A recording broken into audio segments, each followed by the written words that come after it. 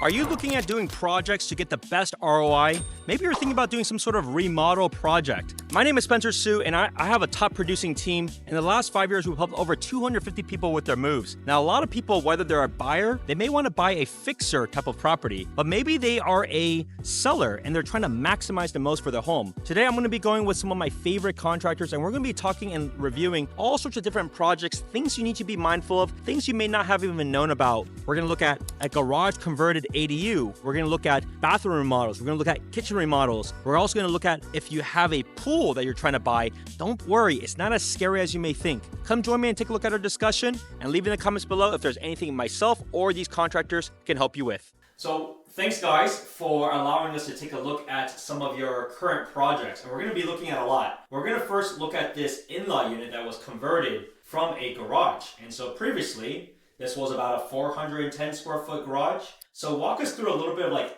what was the logistics of this and how long does something like this take? So walk us through that. That's a great question. And it's generally the first question folks ask us regardless of money or project. And for a project like this, we start with measurement. We're a design build firm. So we have the architecture, the engineering all within our firm. Actually, we have the architect and the engineer in our office. So that's the beginning of the process, is coming up with a design. Although it is a garage, there are a lot of variables that we have to touch, and that's what we do. Generally, that process will take about 6 weeks of back and forth with the customer. During that time, we oversee the design. We actually work with the design software with the architect. Once that's completed, we're looking at a couple of weeks in engineering. And then depending on the city and the time of year, you're looking at anywhere from 3 to 8 months for permit approval. So the beginning portion of the process will involve the customer as far as ideas and things of that nature, but there is no groundbreaking for a good period of time. So, but when it comes to the conversion of a garage, like, is the process a lot faster than doing an addition? Like, is the process any different? It is faster and it is a bit more cost effective. And it's interesting that you asked that question because the homeowner that owns this home initially called us about ground up construction. Right. That's initially what he wanted. But it is a much faster process and there is a substantial cost savings involved. And in this instance, that's what attracted the customer. The customer was in a position to do without a garage. And I think that's the biggest sticking point when it comes to ADU or JADU in the garage.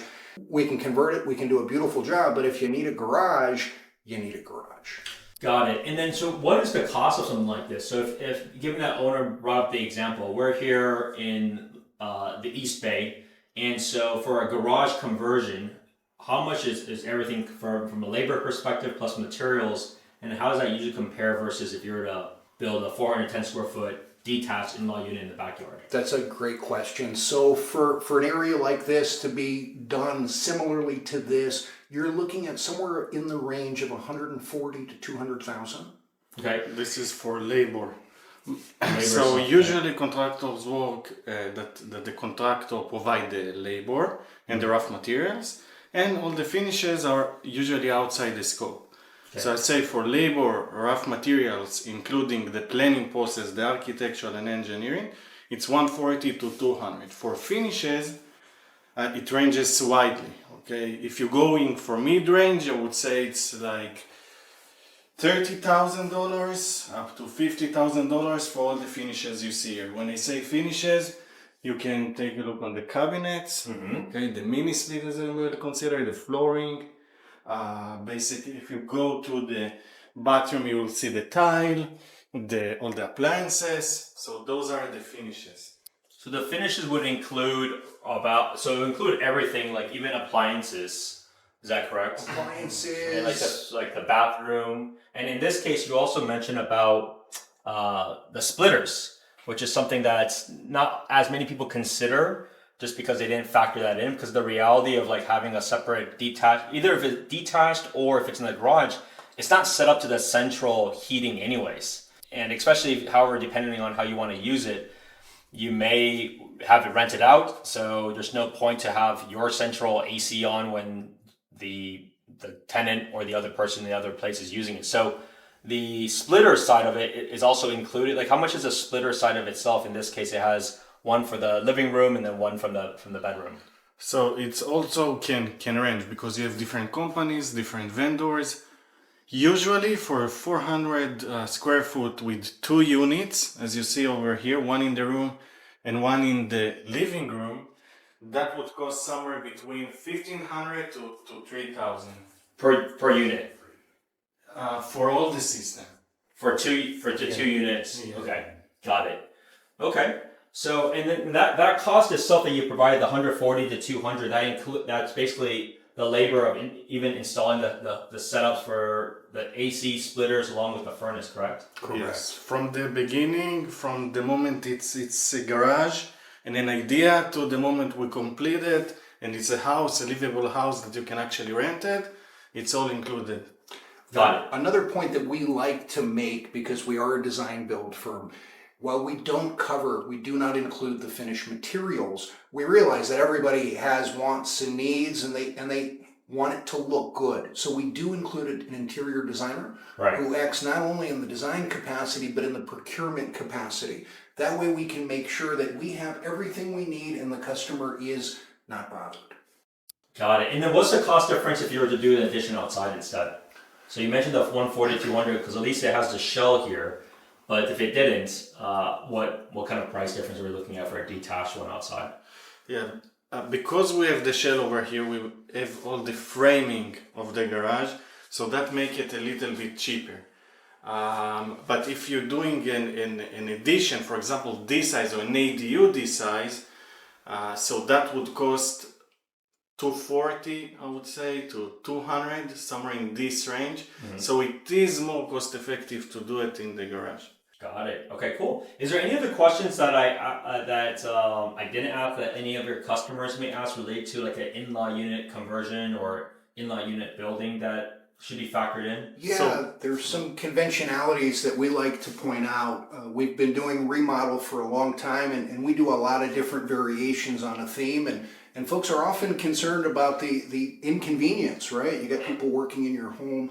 When it comes to an in-law unit, the amount of bother to the customer is extremely minimal, which is to say we've got everything going on in the garage. As long as the customer has moved his car, we're good to go. It's not going to have an impact with the exception of a few minutes where we've got to take down the power and we've got to take down the water. So it's a very easy process to live through.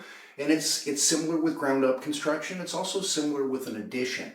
When we're adding on to a home, 95% of our work is done before we even have to break a wall and connect them. Many questions that people ask us is, for example, what happened to the garage door? Will it be a garage door? So you can see over here that there is just a window. You can barely see that there is a garage door. So this is something maybe to pay attention if you're doing an ADU within an HOA, if they're going to approve it, because it does change the exterior of the house. Yeah. In general, from experience, if you're in a single family HOA or if you're in a townhome HOA, are you even able to make a garage conversion? You're able to make a garage conversion, but first of all, it's very recommended to just submit the HOA a simple drawing showing how it's going to look like, and then take it from there. Once they approve it, take to the next step. Got it. Anything else to cover? Oh, I guess the other question is it still possible to have gas in the in-law unit at all these days? Yeah, unfortunately, we're done with gas on any new construction. So everything that you're looking at, everything here is electric, and going forward, we have every reason to believe that every municipality is going to convert to all electric within a period of time. Got it. Okay. Anything else to cover? I think as far as electrical, many people ask what if they can separate the bill of the electricity. Yeah, submetering. So, what do you kind of see as a solution for that? I know PG&E is very slow. What are solutions for basically trying to submetering it? The easiest solution is going to be either Home Depot, Lowe's. They actually sell a submeter that's very inexpensive. That's going to be the most convenient, expeditious way to charge. What we see a lot of folks do as well, because you're in an ADU, this is not a giant home, the electric bill is also not giant. So we see a lot of customers will just flat charge. So there's a number of different options, but yeah, these are all workarounds, because PG&E, to get that extra meter, you could be looking at a year. Yeah. Yeah. So how does the foundation work? I guess let's talk about from a garage conversion perspective, because from my understanding, all of it has just been slabbed before, right? So like, because it's just, people just park cars on it. So what happens with the foundation? That's a great question. So first of all, the slab where folks are actually parking their car is not foundation. It is literally designed just to hold a vehicle. The foundation itself is a belt of concrete going around the perimeter of the house. And the area that Dan was showing you before, this is where we used to have a garage door. There was no foundation belt down here. We had to not only pour a foundation belt, we had to connect the foundation belt properly with anchor bolts for seismic activity. The other thing that's noteworthy, garages, the slab that we're talking about, normally is on an angle. It's designed so that if there's water in the garage, it's going to come out. Now, if you're living there, you don't want to live on an angle. So we had to take care and make sure that the ground that you're on was stabilized and that things are straight and plumb. Another question that people frequently ask is the ADU gonna have a separate address from the main house? And usually it's gonna have the same address, but the main resident will call Unit 1, Right. and the other one will call Unit 2 or Unit A and Unit B. So there is a separation as far as the address. I want to point out as well, as far as the addresses, whether it's an A or a B or a half or whatnot, this is completely up to the municipality. And when we submit our application, we ask, but they will have the final say-so as far as what address you're assigned. Got it. Okay. Great. Any other feedback related to this? Otherwise, let's go take a look at the inside of the home. So I know you guys did some kitchen and bathroom remodel. Sorry, go ahead. So one of the things I think it's also a great advantage. People ask if they're going to lose the garage, it's going to reduce the value of the house. I think there are two ways. You're losing a garage, but you're adding square foot to the house. So eventually, I think it's raising the value of the house once you're doing another income in the house. It's basically another little house and more square feet. The other thing I'd like to point out, so this is kind of a little different circumstance. You know, a lot of times we build an ADU and it's designed for in-laws or it's designed for rental occupancy. This particular ADU was designed for the owner of the home to occupy. So if you look around in the kitchen and the bathroom, you'll see the level of fit and finish. The things that were purchased are not necessarily econ grade. This is all custom grade stuff. So I mention that because it doesn't necessarily have to be like this, because in a lot of cases folks are interested in squeezing a dime and making things as economical as possible. Okay, let's move on to that question. Yeah. All right, so we're outside, and one of the things that I get a lot is, what if there was a pool, and what are the proper ways of burying it? Now, there's a few solutions from what I understand, but I'd love for you guys to get clarity. There's one that's you're just filling it. You don't really want to build anything on top of it, so there is a cost of like how they basically compress it. And there's the other where, hey, look, maybe one day you actually want to build some structure on it. It is important for the individual to decide early on, because if you decide to want to build on it and it wasn't buildable, then you guys can kind of explain. I think you may have to like dig it out and restart. But yeah, give us a little bit of background. Like, what are the options that people have if they have a pool that they just don't want anymore for their own personal reasons, or if they still want to buy a home that has a pool, the home is great, but they just don't want a pool. So what are the solutions that they have to bury this? So there's two main solutions, and they're both backfill, and they're both very similar. So what we do, we have to take earth from the area. It has to be earth that's free of debris. So obviously that gets trucked, and it really is just hard work, one wheelbarrow at a time to get it in the backyard. As far as the way it's compacted, so the compacting is very similar with both approaches. The difference between the more expensive approach and the approach that allows buildability is that you would have an engineer overseeing the compaction process, and that's where the costs get really, really intense. What you're looking at, first of all, this is a year later. We did this over a year ago. It was compacted. You could see it's still a little bit above grade, and we think it's going to settle still. This is not suitable for building, which is to say we cannot put a permanent foundation. We can put a shed, we can put a pergola, something like that, but no permanent structure the way things stand. Got it. And what's the timeline of something like this, and what's the cost of the difference if it was built this way versus if you're able to build a structure? So timeline, it's going to be the same for both. Permit wise, you're looking at an over-the-counter permit. It'll take a couple of days to get a permit. As far as the actual dirt, the compaction, the hardest part really is because most of what we do is retrofit construction, right? These are established neighborhoods. So how do I get the dirt from the truck to the backyard? So depending on how the lot is, that's the most time-consuming portion. You're looking at probably about a week's worth of work. Okay, so it's actually really quick to do this. It's a pretty quick turnaround. What's the general cost of this? Like, assuming it's just a standard backyard, it's easy access to get dirt in. Yeah. So if it's buildable, if you can build on it, that would be on the more costly side. It will be somewhere between 20,000 to 30,000. That depends also on the size of the pool. Is this considered a standard size from your opinion? Is it bigger, larger? What do you guys think? Like mid-size, I would say. Yeah, it's this not seems big and pretty it's standard. not large. Yeah. Not only there are other factors like how deep it is. Right. So there are many factors, but I would say generally if you want to build on it, and it will be range between 20,000 to 30,000. If it's not buildable, it's going to be somewhere between 15 to 20,000. Right. So it's not significant. It's not like drastically more. However, at the same time, it's still, I mean, at the end of the day, if they don't have any purpose of ever building something on it, then why pay the extra 5-10 grand versus just having a nice backyard? Exactly. Right. Exactly. Yeah. And in this case, what we did with the homeowners is we kind of explored that, right? Logically, steps ahead. What would he possibly build here? And we came up with the fact that maybe there'd be a shed or a pergola or something like that. And that's not a problem. So we can do that without engineering. Perfect. Okay. Very good. Okay. So we're at the kitchen, right? And one of the things that they like to do, which is a really good idea, is they have the schematics. So Josh, talk a little bit about like the purpose of all these different drawings that are there for your kitchen.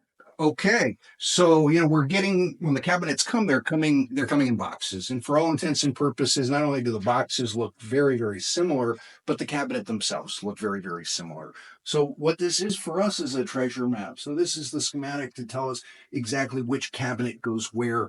Appliances. You also see we have some renderings just to keep everything as square as possible.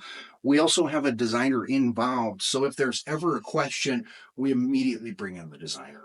Got it. So kitchen remodels, bathroom remodels, these are by far the most popular things that people choose to do, whether it's as they move in or even when it comes time to selling a place and getting it ready for the next person. So walk us through a little bit like the logistics. We'll have some B-roll that showcases the aftermath of this kitchen, but how much does something like this cost and how long does it take to accomplish something like this? So a kitchen remodeling usually costs between 45,000, it can go up to 80,000. It depends if we're changing the layout. Changing the layout means moving the plumbing, the appliances, the electrical, so that would move the cost up. Another thing that can move the cost up if there is any load-bearing wall, because today it become more and more appealing for people to go and to do an open concept kitchen where the living room is connected to the kitchen. So this is the ranges, more or less. A kitchen remodeling, if we go for the most simple one, like for like kitchen, which means every appliance stay the same, the sink stay the same. So that will take approximately 4 to 8 weeks, depending on the workflow, if the material is here, the availability of the city for inspection. So all of that will impact the timeline, but it will be 4 to 8 weeks, no more than 8 weeks, not less than 4 weeks. And then what about, you mentioned about the cost. Does that include, in this case, finishes, or is that not including finishes, the 40 to 80 as an example? It doesn't include finishes because finishes can wide. So let's talk about this. Like, how much are the finishes for something like this? Finishes for something like this, and it includes the countertop, it includes the cabinets, the sink. Yeah. That would cost somewhere between 12 to 17,000. Okay. Then you need to add as well the cost of the appliances. That can be between 5,000 up to 40,000 if you go for high-end appliances like Sub-Zero Wolf, etc. But usually the healthy budget that would recommend if you're having new appliances, it's I would say 5 to 10,000, somewhere in this range. And then for those trying to install an island, is that expensive relative to like something like this on the sides, like these kind of just cabinets on the side? Like, is there any real cost? I mean, islands are very popular, so people like it, but is that a significant cost that needs to be added, or is it just like anything else? Just by space. So the expense of the island often comes into place because they don't have proper space. So we end up having to move walls. And like Dan was saying, if that's a load-bearing wall, it could add substantial cost. The other concern with an island, if it's a passive island, meaning if there's no water, it's going to be less expensive than if there's water. The other thing that's going to move the cost is if it's a raised foundation versus a concrete foundation. It's easier for us to work if it's a raised foundation. We don't have to break concrete to move water lines. The kitchen that you're looking at had another complexity that we don't see as often as we once did. If you look right over your shoulder, Spencer, you'll see a bunch of white walls. And we're particularly proud of those white walls because they didn't start that way. They started with 2 layers of grass wallpaper, grass cloth wallpaper. And the issue that we run into with grass cloth wallpaper is if we remove it, the top layer of the drywall is coming with it. So what you're looking at is all brand new drywall. We had to gut the entire kitchen, which is normally not called for. Right. Got it. Okay. And when you do a remodel of the kitchen, 'cause technically it's not a new build.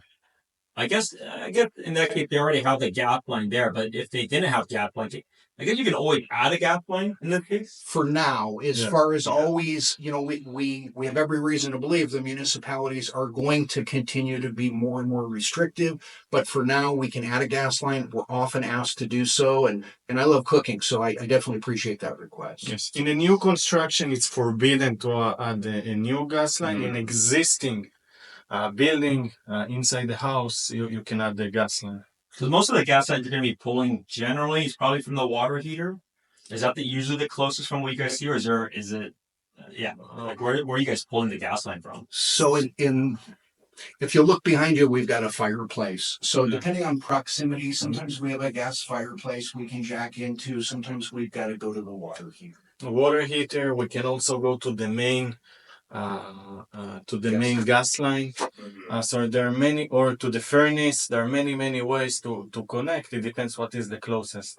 Got it. And then let's transition into the bathroom. So we're not going to go into the bathroom side, but I have some B-roll there. I'll walk us through a little bit about that. Is the timeline the same? How is the cost different for these bathrooms? Like I don't need the small finishes, but like what will make it from a $5,000 job to a $10,000 to $15,000 project for bathrooms if there is anything that can do that for a bathroom. So the cost for a bathroom, it will range. If it's 5x8 bathroom, this is the most common size bathroom. It will range between 25,000 up to 35,000. Usually, this is a common range. What will move the cost will be usually the tile work and changing the layout. So those kind of things are the most significant, and there are a lot of small details like adding electrical, smart toilet, LED mirror light, which need to be accounted for labor because it's going to we're going to do more electrical and more plumbing. So this is why also the finishes, although we don't provide it, eventually impact directly the labor. How much are the finishes usually for a bathroom, given it's significantly smaller than like a kitchen? The finishes, I would say for a 5x8 bathroom, it will be 4,000 to 8,000. Right. But again, it can range, and if the customer want to do custom, that would go up and up. would say for a master bathroom, which contains a shower and a tub combo, which is a larger shower, I would account for 7 to 12,000, somewhere there. That would be a healthy budget. When we say a healthy budget, it means that we recommend not to go above 12,000, but not to go below 7,000. Is there a cost difference between a tub versus like a standing shower? Yeah, so like Dan was mentioning, one of the things, probably the most labor-intensive part of a bathroom is going to be the tile work. So less tile work is going to equate to less cost. So obviously a bathtub, we don't have to tile in the shower pan. The other thing that does move the cost is how high they want the tile in the shower, if they want the tile on the outside walls. What's common? Like, are people going all the way to the ceiling? Is that the rare one, or are people going to basically a little bit taller than people's heights? Like, what's the standard?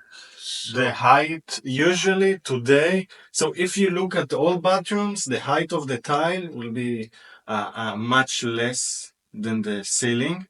But today people want it all the way up because it just gives a better feeling. It's more welcoming, more inviting. Tile today, they're very beautiful.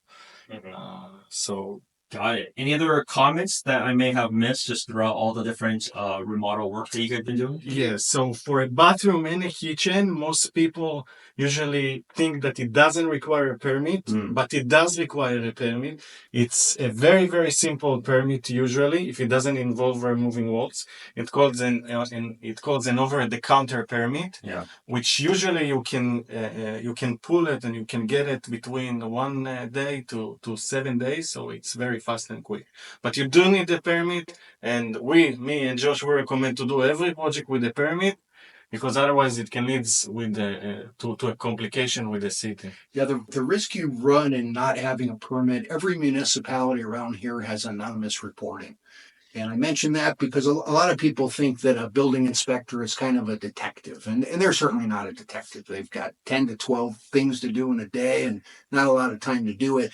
But it doesn't take an inspector to make a complaint. Any neighbor, any passerby can call in a complaint.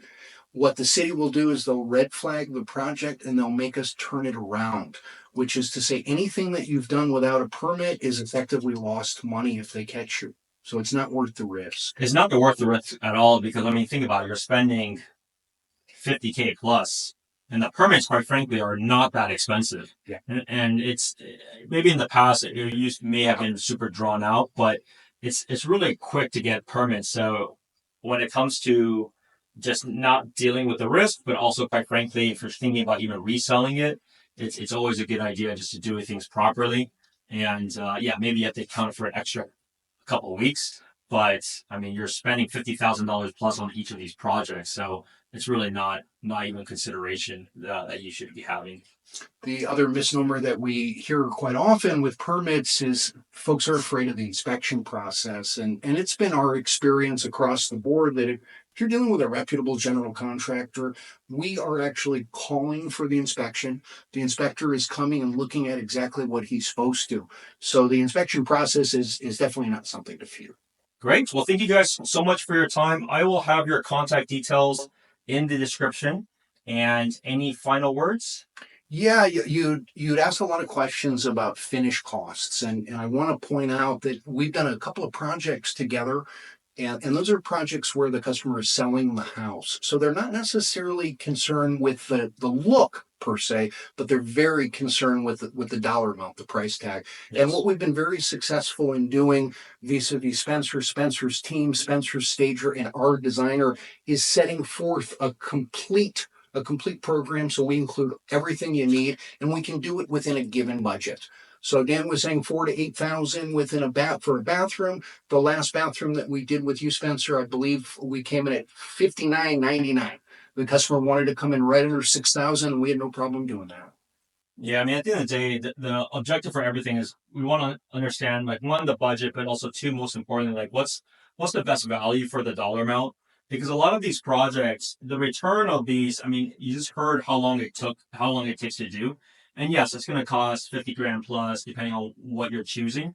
But the return on this is generally, I would probably say about 20 or 30K on top. just because then the new person doesn't have to deal with the work. And you can do that return, right? Like if it's $50,000, you're able to generate $15,000, $20,000 off of it. And this is done in, let's say, plus or minus three months or so. I mean, that kind of return is tremendous in terms of the amount of effort to do it, but also the return on the capital side. And it also gets a lot of people potentially just really interested in quite frankly, overbidding for a house because it's ready to be moved in. So that's kind of the strategy that we always go on. And it's always case by case. Not everyone has the time. Not everyone has the ability to do it. But if anyone has the time and the ability, especially right now, we're going to be heading into the winter season pretty soon. And quite frankly, for a lot of contractors, it's not as busy during the time for whatever reason because people are on travels. But it's a really good time, if you think about it logistics-wise, to do what you need to do in the winter time and get things ready for usually a pretty busy spring, right? And so there's a lot of good opportunities to take advantage of that, whether you're buying a place that requires work and doing it in the winter, or you already own a home, you want to do the remodel work and then put it on the market in the spring. So everybody involved here will be able to help assist with that. The other thing that we notice, and this is on a marketing standpoint, as soon as we begin demo, as soon as we put our sign on the lawn, we start seeing potential buyers. Yeah, so we can always start fielding those and see how that goes. All right, well, thank you guys so much for your time. Thank you, Spencer. Thank you.